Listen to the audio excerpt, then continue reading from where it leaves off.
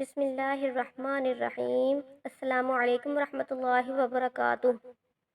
بعض لوگ میت کا اعلان کرتے وقت کہتے ہیں فلاں شخص رضائے الہی سے فوت ہو گیا، حالانکہ کہنا یہ چاہیے کہ فلاں شخص قضائے الہی سے فوت ہو گیا ہے، اس لیے کہ قضاء اور رضا میں بڑا فرق ہے۔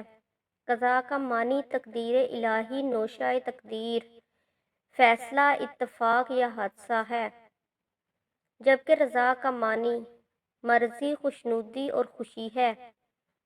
لہذا جب اللہ تعالیٰ کسی کے بارے میں فیصلہ نافذ کرتا ہے اس کو قضا کہتے ہیں، اور جب کسی کام کی وجہ سے راضی ہوتا ہے تب اس وقت اس بندے پر رضائے الہی کا ظہور ہوتا ہے، جیسا کہ ارشاد باری تعالیٰ ہے رضی اللہ عنہم ورضوا عنہ، اللہ ان سے راضی اور وہ اللہ سے راضی۔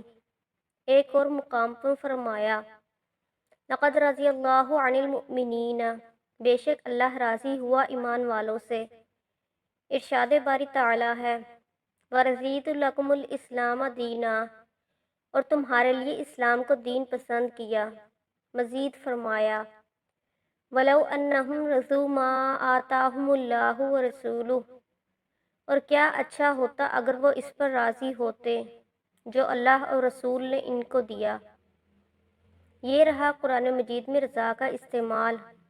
جہاں تک قضا کا تعلق ہے تو متعدد آیات میں رب کریم نے لفظ قضا کو استعمال فرمایا ہے۔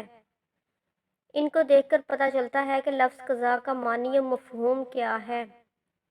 اللہ تعالیٰ نے فرمایا وَقَضَىٰ رَبُّكَ أَلَّا تَعْبُدُوا إِلَّا إِيَّاهُ وَبِالْوَالِدَيْنِ إِحْسَانًا، اور تمہارے رب نے حکم فرمایا کہ اس کے سوا کسی کو نہ پوجو اور ماں باپ کے ساتھ اچھا سلوک کرو، اور فرمایا وَاللَّهُ يَقْضِي بِالْحَقِّ، اور اللہ سچا فیصلہ فرماتا ہے۔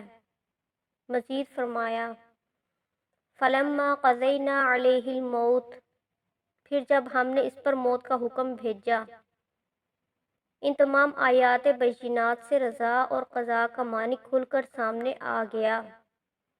رضا سے اللہ تعالیٰ کی مرضی، رضامندی اور خوشنودی مراد ہے، جبکہ قضا سے تقدیر کا فیصلہ اور موت مراد ہے۔ قرآن مجید کی متعدد آیات میں موت کو لفظ قضا سے یاد فرمایا گیا ہے، لیکن کچھ لوگ موت کو رضائے الہی کی طرف منسوب کرتے ہیں کہ فلاں شخص رضائے الہی سے فوت ہو گیا، حالانکہ موت رضائے الہی سے نہیں قضائے الہی سے واقع ہوتی ہے۔ رضا اور قضا میں بڑا فرق ہے۔